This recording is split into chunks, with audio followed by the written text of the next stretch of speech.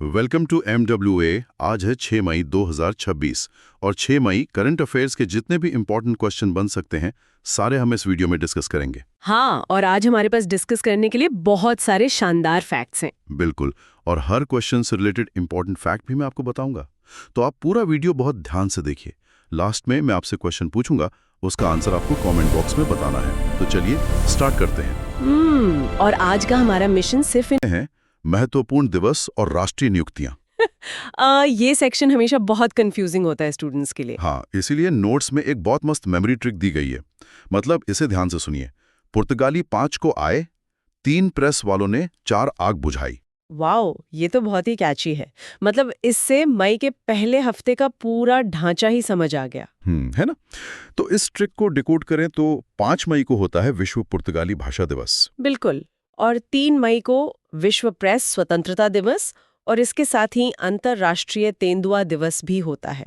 Right. और फिर trick के हिसाब से 4 मई को हमारा अंतर्राष्ट्रीय अग्निशमन और कोयला खनिक दिवस आ जाता है। इसे नोट कर लीजिए। और हमें 1 और 2 मई को भी नहीं भूलना चाहिए।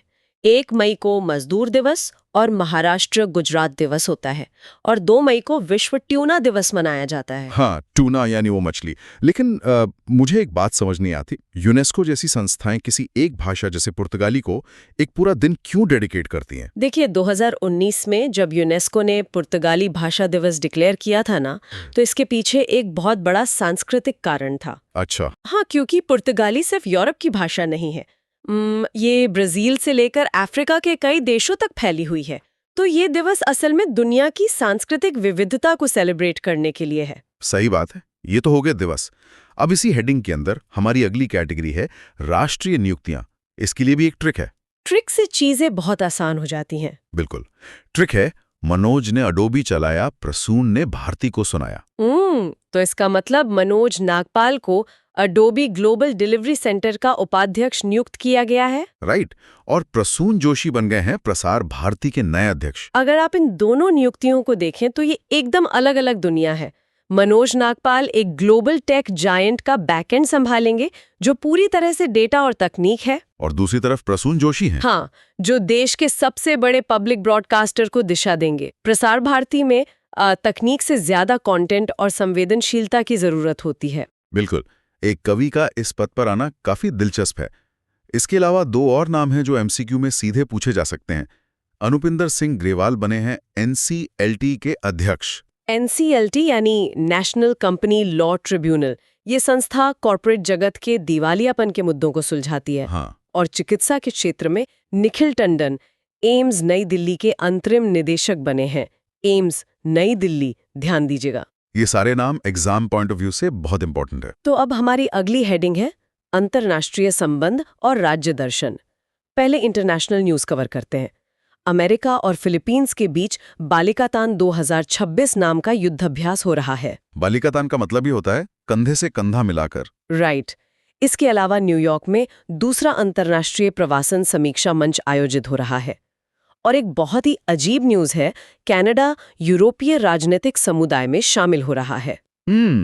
अजीब इसलिए लग रहा है क्योंकि कनाडा यूरोप में तो है ही नहीं। वही तो, वो तो उत्तरी अमेरिका में है। लेकिन आज के समय में कूटनीति सिर्फ भूगोल तक सीमित नहीं है। कनाडा का यूरोप के साथ जुड़ना दिखाता है कि अब ग्रुप्स डेमोक्रेटिक वैल्यूज और मानवाधिकारों के आधार पर बन रहे हैं। ये पॉइंट बहुत सॉलिड है। चलिए अब भारत के राज्यों की तरफ चलते हैं। असम की बात करते हैं। असम की पहली रेडियो जर्नलिस्ट 90 वर्षीय लिली दास का निधन हो गया है। ये कला और पत्रकारिता के लिए एक बड़ी क्षति है। हाँ, और असम सरकार ने 2025 तक गैंडे के 0 शिकार यानी 0 पोचिंग का टारगेट रखा है। साथ ही चाय जनजातियों के लिए 3% आरक्षण की घोषणा की है। ये चाय जनजातियां या टी ट्राइब्स असम की इकोनॉमी का बहुत अहम हिस्सा है। बिल्कुल। और असम से एक और फैक्ट है जो बहुत इंपॉर्टेंट है। देहिंग पटकाई नेशनल पार्क को पूर्व का अमेजन कहा जाता है। Amazon of the east. तो मेरा सवाल यह है कि क्या ये सिर्फ टूरिस्ट्स को अट्रैक्ट करने के लिए एक मार्केटिंग टर्म है या सच में इसके पीछे कोई लॉजिक है? नहीं, ये कोई मार्केटिंग गिमिक नहीं है। दिहिंग पटकाई भारत में उष्णकटिबंधीय तराई वाले वर्षावनों का सबसे बड़ा हिस्सा है। मतलब ट्रॉपिकल लोलैंड रेन फॉरेस्ट। बिल्कुल, अमेज़न की तरह यहाँ भी पेड़ों की कैनोपी इतनी घनी होती है कि सूरज की रोशनी जमीन तक नहीं पहुंच पाती। यहाँ दुर्लभ ऑर्किड्स और जानवरों की इतनी प्रजातियां हैं कि ये सच में अमेज़न को टक्कर देता है। वाकई ये तो बहुत अमेजिंग है। अब असम से सीधे उत्तर प्रदेश चलते हैं। यूपी में 594 किलोमीटर लंबे गंगा एक्सप्रेसवे का निर्माण हो रहा है, मेरठ से प्रयागराज तक। ये काफी लंबा स्ट्रेच है। हाँ, लेकिन इसमें जो सबसे खास बात है वो है शाहजहांपुर में एयरफोर्स जेट लैंडिंग के लिए बनाया गया 3.5 किलोमीटर का पैच। इसे आप आधुनिक राष्ट्रीय सुरक्षा की रणनीति कह सकते हैं। वो कैसे? क्योंकि युद्ध के समय दुश्मन सबसे पहले आपके एयरबेस को तबाह करने की कोशिश करता है। अगर हाईवे पर ऐसे बैकअप रनवेज तैयार होंगे तो दुश्मन कंफ्यूज रहेगा। ओहो, मतलब ये सिविलियन इंफ्रास्ट्रक्चर का मिलिट्री यूज है। स्मार्ट है। अच्छा, यूपी से ही एक और न्यूज है। अलीगढ़ की शेखा झील, ये देश की 99वीं रामसर साइट बन गई है। 99वीं साइट, ये नंबर याद रखना बहुत जरूरी है। हाँ, और यूपी की ये 12वीं रामसर साइट है। एक बार आप स्टूडेंट्स के लिए रामसर साइट की डेफिनेशन सिंपल लैंग्वेज में समझा देंगी। श्योर। देखिए, 1971 में ईरान के रामसर शहर में एक इंटरनेशनल एग्रीमेंट हुआ था। इसका मेन काम है दुनिया भर के वेटलैंड्स यानी आर्द्र भूमियों को बचाना। मतलब जो इलाके पानी से ढके रहते हैं। हाँ, क्योंकि ये वेटलैंड्स हमारे इकोसिस्टम की किडनी की तरह काम करते हैं, पानी को साफ करते हैं। तो शेखा झील को ये टैग मिलने का मतलब है कि अब इसे इंटरनेशनल लेवल पर प्रोटेक्ट किया जाएगा। बहुत बढ़िया एक्सप्लेनेशन। अब मेघालय की न्यूज़ देखते हैं। मेघालय में गारो और खासी भाषाओं को पहली क्लास तक अनिवार्य कर दिया गया है। ये अपनी जड़ों को बचाने की एक बहुत अच्छी पहल है। बिल्कुल। और उसी के साथ इंटरनेट कनेक्टिविटी के लिए उन्होंने स्टारलिंक इंडिया के साथ पार्टनरशिप भी की है। इसे कहते हैं परफेक्ट बैलेंस। एक तरफ वो अपनी लोकल, खासी और गारो भाषाओं को प्रोटेक्ट कर रहे हैं और दूसरी तरफ सैटेलाइट इंटरनेट से बच्चों को ग्लोबल दुनिया से जोड़ रहे हैं। एकदम सही। तो चलिए अब अगली हेडिंग पर आते हैं, जो है पुरस्कार, विज्ञान एवं तकनीक और खेल जगत। इसमें भी कोई मेमोरी ट्रिक है क्या? बिल्कुल है। ट्रिक है, सुपर्णा को पुलित्जर, कैलाश को लता का सुर। वाह, मतलब इलिस्ट्रेटेड रिपोर्टिंग में पुलित्जर पुरस्कार 2026 सुपर्णा शर्मा और आर.के. आनंद को मिला है। एकदम सही डीकोड किया आपने। और नोबेल शांति पुरस्कार विजेता कैलाश सत्यार्थी को प्रतिष्ठित लता दीनानाथ मंगेशकर पुरस्कार से सम्मानित किया गया है। कैलाश सत्यार्थी जी का बाल अधिकारों के लिए काम तो हम सब जानते हैं, लेकिन उन्हें एक संगीत का पुरस्कार मिलना दिखाता है कि उनके काम का असर कितना गहरा है। बिल्कुल। इसके अलावा एन चंद्रबाबू नायडू को बिजनेस रिफॉर्मर का सम्मान मिला है और प्रवीण शेख को विटली अवार्ड के लिए चुना गया है। ये नाम एमसीक्यू के लिए बहुत जरूरी हैं। अब साइंस और टेक की हेडिंग देखते हैं। पिक्सल और सर्वम कंपनियों ने मिलकर भारत का पहला AI orbital data centre satellite तैयार किया है। नाम है पाथकाइंड। ध्यान दीजिए, पाथकाइंड। ये तो स्पेस रिसर्च में गेम चेंजर साबित होगा। हाँ, लेकिन कैसे? नॉर्मल सैटेलाइट भी तो स्पेस में है ही। देखिए, पारंपरिक सैटेलाइट असल में सिर्फ बहुत महंगे कैमरा होते हैं। वे अंतरिक्ष से धरती की तस्वीरें लेते हैं और उस विशाल कच्चे डेटा को धरती पर भेजते हैं। मतलब टेराबाइट्स में जो डेटा होता है? बिल्कुल, टेराबाइट्स में।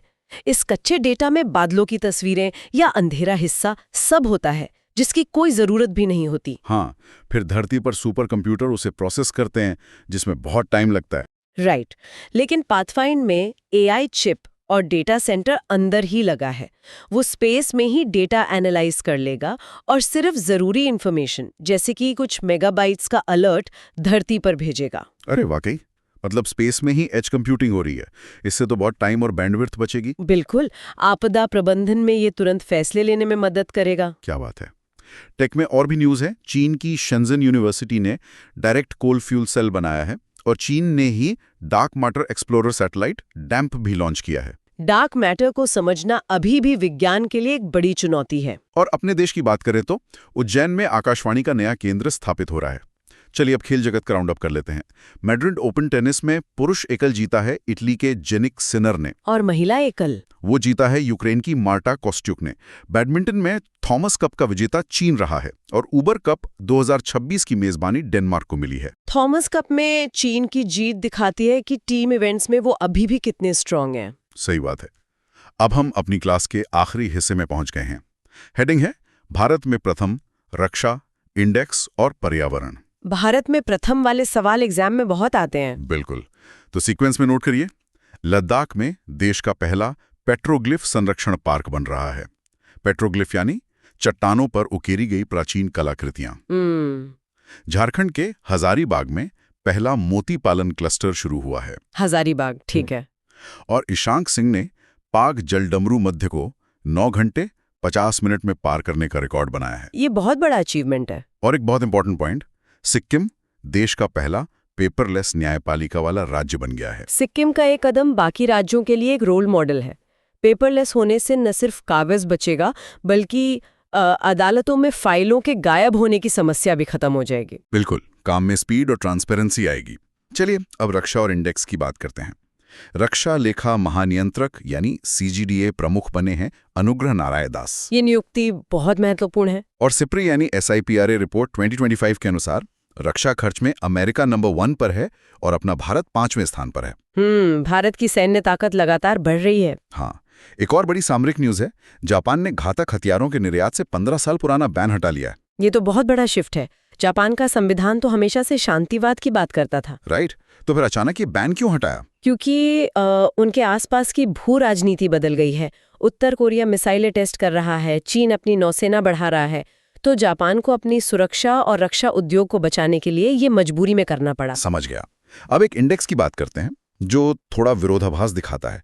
वर्ल्ड प्रेस फ्रीडम इंडेक्स में नॉर्वे टॉप पर है और भारत 180 देशों में 157वें स्थान पर है। आप देखिए, यही डॉट्स कनेक्ट करने वाली बात है। मतलब एक तरफ हम रक्षा खर्च में दुनिया में 5वें नंबर पर हैं, स्पेस में AI सैटेलाइट भेज रहे हैं, सिक्किम में पेपरलेस अदालतें बन रही हैं। हाँ, विकास तो हो रहा है। लेकिन प्रेस फ्रीडम में 157वां स्थान दिखाता है कि सिर्फ तकनीक या सैन्य ताकत ही सब कुछ नहीं होती।